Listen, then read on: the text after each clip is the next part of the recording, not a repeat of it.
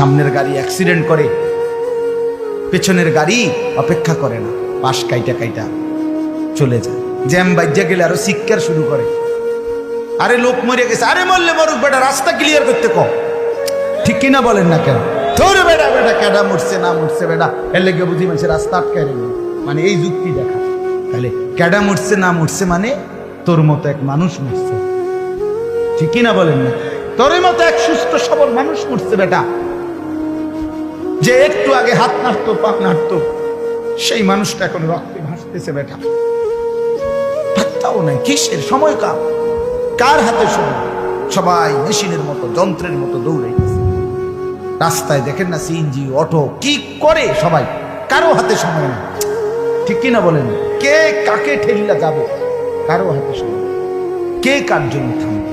এই জন্য তুমি নষ্ট হয়ে গেলে বন্ধু, কেউ তোমারে ফিরাবার নাই। তোমার জন্য ভাববে কেউ, ডাকবে কেউ, কাঁদবে কেউ নাই। আরে আপন মা বাপের তো খবর নাই এখন।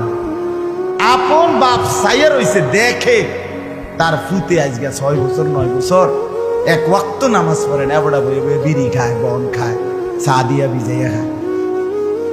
এবারটা তো মারছো না, সাইটার নামাজ পড়লে পড়ছে, না পড়লে রাতের ব্যাপার। বাবুরে টিহা দেওয়া দিছে, টাকা দিলে খালাস। যদি সুতে টাকা দেয় বাপের কোনো অসন্তুষ্টি নেই, আর যদি টাকা না দেয় এবড়ার গজবে আল্লাহর আরশ কাঁপে।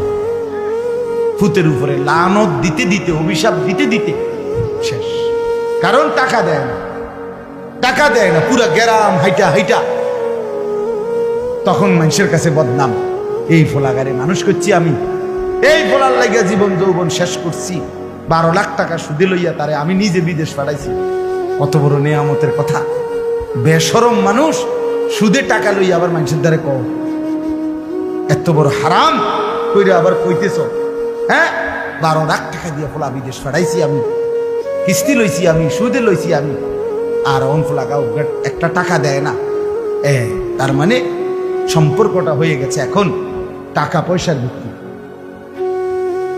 আখেরাত কোথায়? আখেরাত